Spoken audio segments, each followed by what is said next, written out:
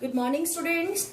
Today we are going to start with next chapter, that is 14th, biomolecules. Biomolecules. What does this word refer? इस word का मतलब क्या है? Biomolecules. Bio means living system और molecules means group of atoms को हम molecule बोलते हैं ना. तो जो molecules group of atom और molecule जो मॉलिक्यूल्स कहाँ पे हो? लिविंग सिस्टम के अंदर, उनको मिला के हम क्या बोलते हैं? बायोमॉलिक्यूल्स. लाइक हम सबको ग्रोथ के लिए क्या क्या चाहिए? हम रोज खाना खाते हैं. क्यों खाना खाते हैं? फ्रूट्स क्यों खाते हैं? दूध क्यों पीते हैं?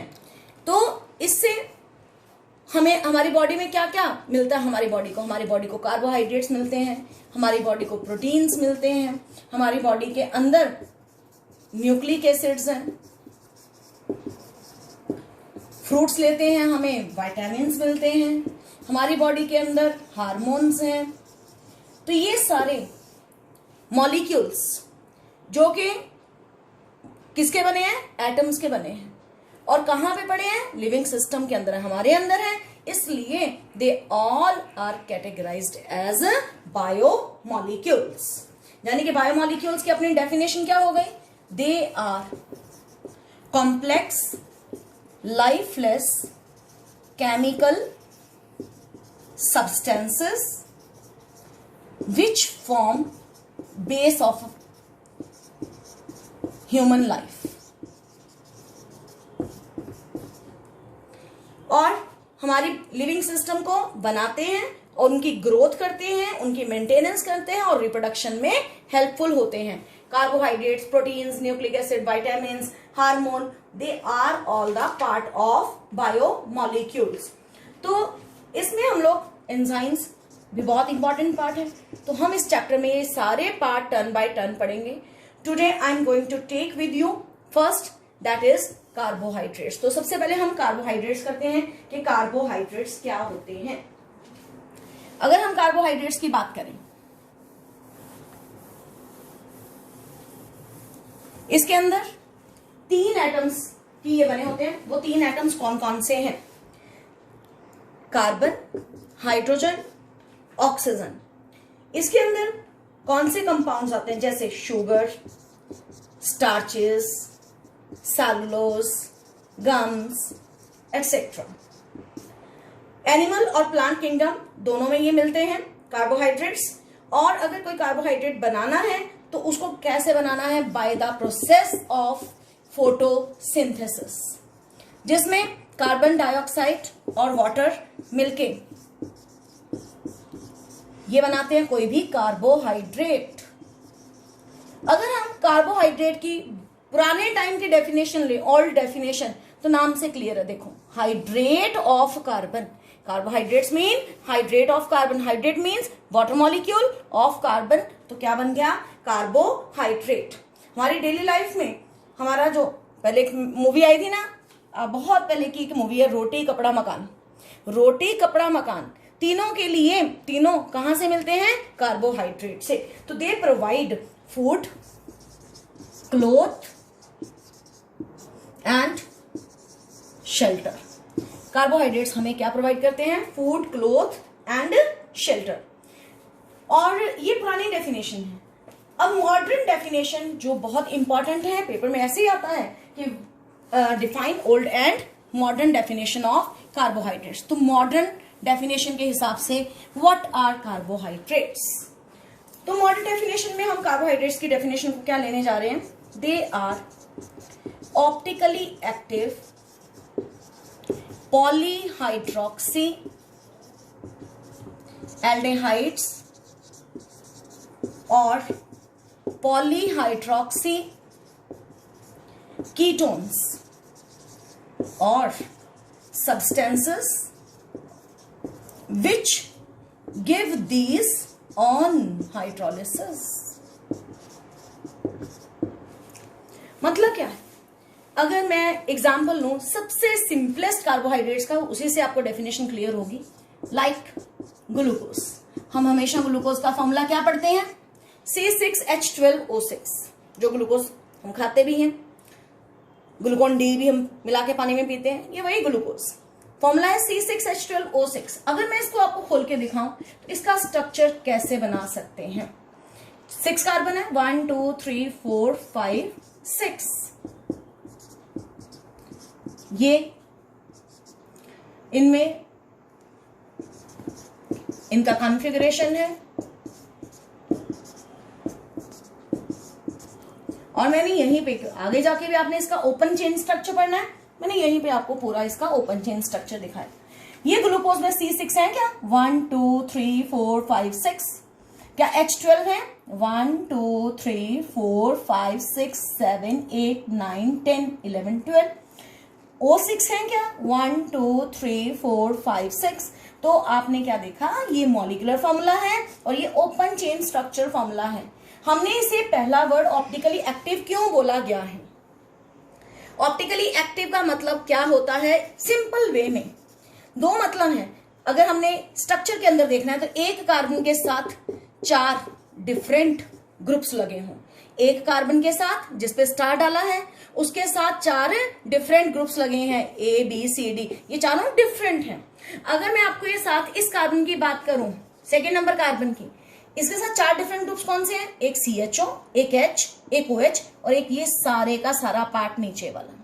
कार्बन नंबर 3 की बात करें तो ये भी ऑप्टिकली एक्टिव है। ऑप्टिकली एक्टिव का दूसरा नाम क्या होता है, अगर ऑप्टिकली एक्टिव की मैं बात करूं, इसका दूसरा नाम कायरल होता है। और कायरल कार्बन कौन सा होता है, जिसके साथ 4 डिफरेंट ग्रुप लगे होते हैं, जैसे कि मैंने आपको यहां पे भी शो किया। यहां पे भी देखिए, एक तरफ H, एक तरफ OH, एक तरफ ये पूरा ग्रुप और एक तरफ ये पूरा नीचे वाला ग्रुप। तो चारों डिफरेंट ग्रुप्स हो गए, 1 2, ये तीसरा, ये फोर्थ ग्रुप।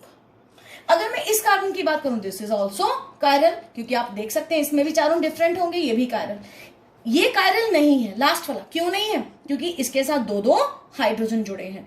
तो इस ग्लूकोज की ओपन चेन स्ट्रक्चर में कितने, 4 हमें ऐसे कार्बन मिले जो क्या है, कायरल हैं, जाने के जो कायरल का और तीसरा नाम भी बता सकते हैं हम, एसिमेट्रिक हैं, जिनके 4 साइड्स पे डिफरेंट ग्रुप लगे हैं।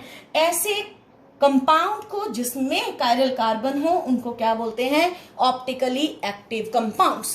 क्या बोलते हैं, ऑप्टिकली एक्टिव कंपाउंड्स। हमने इसको पॉलीहाइड्रोक्सी क्यों बोला, अब मैं इस पॉइंट पे जा रही हूं। हाइड्रोक्सी कौन सा ग्रुप है, OH, जो OH ग्रुप है that is called hydroxy group. और पॉली मतलब मैंने अभी लास्ट चैप्टर में भी पढ़ा था, OH 1 2 3 4 5 5 OH हैं, मीन्स पॉलीहाइड्रोक्सी। इसको एल्डिहाइड क्यों कहा, अगर आप सबसे टॉप पे ये वाला ग्रुप देखो, CHO, this is which group, aldehydic group. +1 में हमने एल्डिहाइड ग्रुप पढ़ा था ऑर्गेनिक केमिस्ट्री में, तो दिस इज एल्डिहाइडिक ग्रुप। और लिखा है पॉलीहाइड्रोक्सी कीटोन, इसके लिए मुझे एग्जांपल लेना पड़ेगा फ्रक्टोज का। तो जब हम फ्रक्टोज का एग्जांपल लेंगे उसमें इट इज टोटली विजिबल कि कीटोनिक ग्रुप उसमें प्रेजेंट है।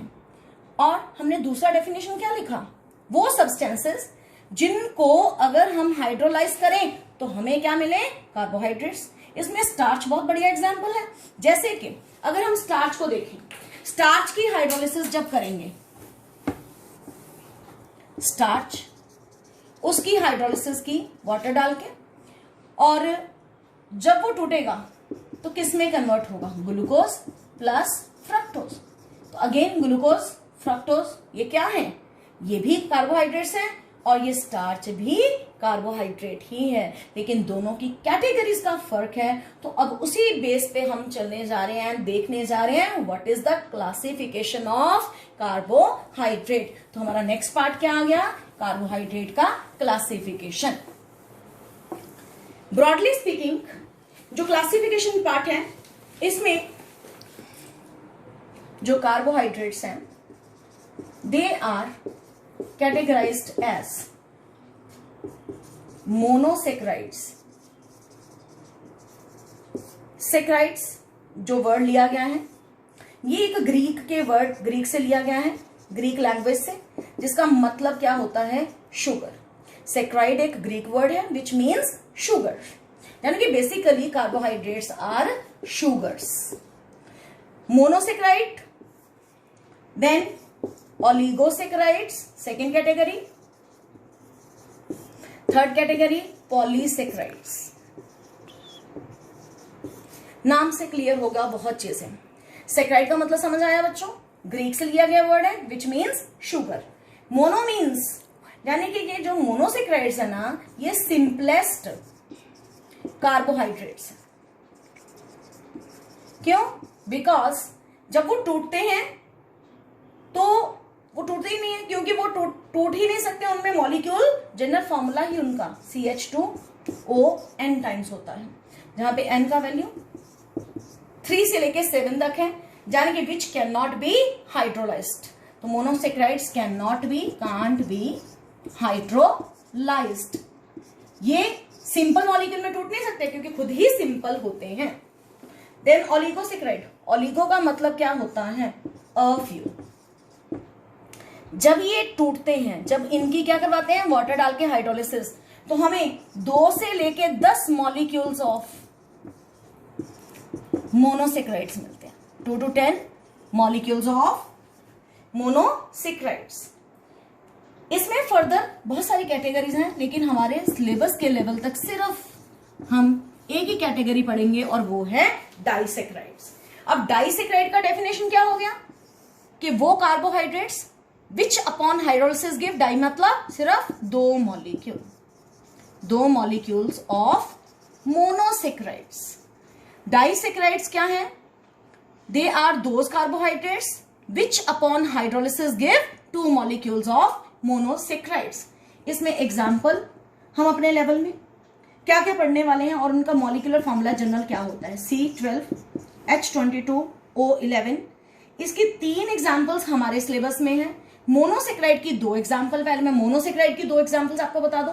इसमें हम ग्लूकोज और फ्रक्टोज पढ़ेंगे। डाइसेक्राइड में 3 एग्जाम्पल्स पढ़ेंगे, दैट इज सुक्रोज, माल्टोज और लैक्टोज। 3 एग्जाम्पल्स, यानी कि हमने टर्न बाय टर्न इन 5 को पढ़ना है। और क्या पढ़ना है? पॉलीसेक्राइड, नाम से क्लियर है कि which upon hydrolysis give, poly मतलब मैनी मॉलिक्यूल्स या a large number of molecules of monosaccharides. इनका general formula C6H10O5 n times, जहां इस n का वैल्यू कितना होता है? n स्टैंड्स फॉर 100 से लेके 3000 मॉलिक्यूल, तभी हमने बोला मैनी मॉलिक्यूल्स। इसमें 3 एग्जाम्पल्स अगेन हमारे सिलेबस में है, starch, cellulose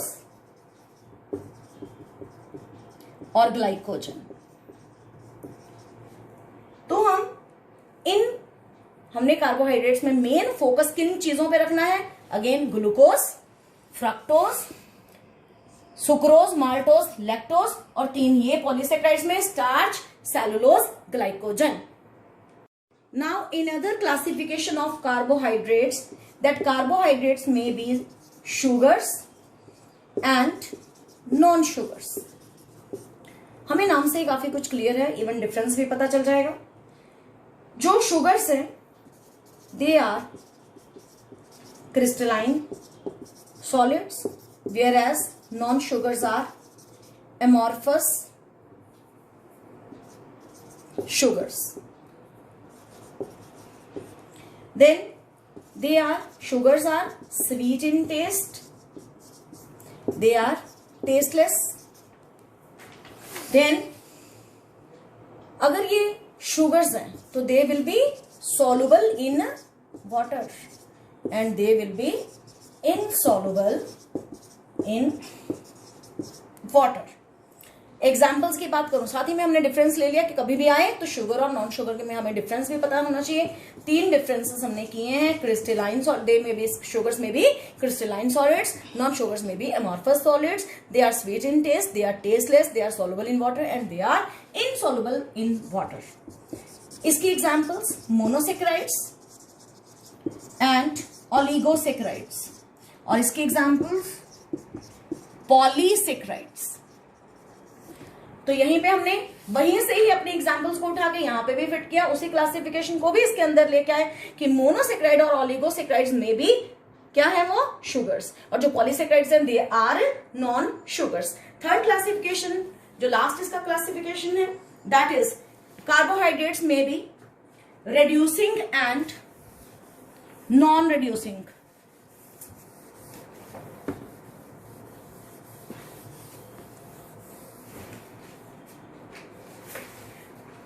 Reducing and non-reducing sugars. तो reducing क्या है और non-reducing क्या है? जो reducing sugars होती हैं वो वाली जिनमें क्या हो, एल्डिहाइडिक और कीटोनिक ग्रुप हो एंड रिड्यूस, नाम है रिड्यूसिंग, विच कैन रिड्यूस, क्या रिड्यूस करें, टोलेंस रिएजेंट और फैलिंग सॉल्यूशन। ये हमारे पास वीक ऑक्सीडाइजिंग एजेंट्स हैं जो सब एल्डिहाइड्स और कीटोनिक ग्रुप वाले कार्बोहाइड्रेट्स जो इन रिएजेंट्स को क्या करें, रिड्यूस कर दें, इनके साथ रिएक्शन कर दें, उनको हम क्या बोलते हैं, रिड्यूसिंग शुगर्स। इनको क्या बोलते हैं, रिड्यूसिंग शुगर्स। जबकि जो नॉन रिड्यूसिंग है उसमें क्या है, ऑब्वियस नॉन रिड्यूसिंग है, यानी कि वो carbohydrates which do not reduce क्या, फैलिंग सॉल्यूशन और टोलेंस रिएजेंट। जितने मोनोसेक्राइड्स हैं इसमें एग्जांपल सारे मोनोसेक्राइड्स, राइट। दूसरा एग्जांपल इसमें डाइसेक्राइड का सुक्रोज, डाइसेक्राइड का सुक्रोज। जितने पॉलीसेक्राइड्स हैं they are non reducing in nature, clear. इसमें पॉलीसेक्राइड सारे के सारे आ गए। मैंने कहा डाइसेक्राइड का सिर्फ सुक्रोज इसमें है, तो जो बाकी दो हैं वो कहां पे हैं, वो नॉन रिड्यूसिंग है, और वो कौन से हैं, माल्टोस और लैक्टोस। तो हमने डाइसेक्राइड को दो पार्ट्स में डिवाइड कर दिया, जो सुक्रोज है दैट इज रिड्यूसिंग और माल्टोस और lactose are non reducing. With this your classification part is over. Thank you. Have a good day.